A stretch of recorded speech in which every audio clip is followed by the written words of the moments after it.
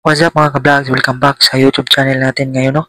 So kung bago lang po kayo, huwag niyo kalimutan mag-subscribe and i-click ang notification bell para more updated kayo sa mga panibagong video katulad nito. So magre-react po tayo ngayon sa laban nila Casimiro versus ni Tumba. So yun, magre-react tayo dito, no? Pero sa tingin ko, malakas yung kalaban ni Casimiro, pero smile yung Casimiro. Tingnan niyo sa picture, smile lang siya. So masasabi ko talaga na may ibubuga talaga si Casimiro pagdating sa laban.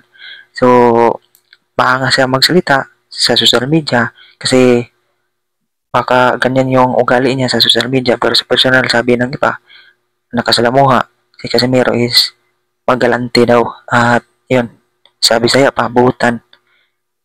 Yan, magsimula na tayo i-play yung video, no, para hindi tayo magtagal.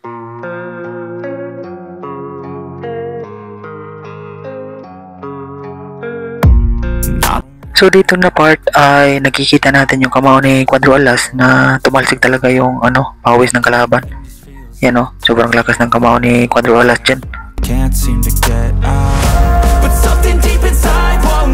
So akala na kalaban na matatalo na yan si Angas ng Pinas na Cuadro Alas.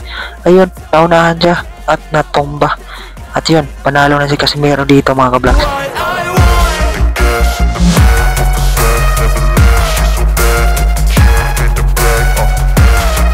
At yan mga ka-vlogs, nilipitan siya sa referee at binilangan yung kalaban.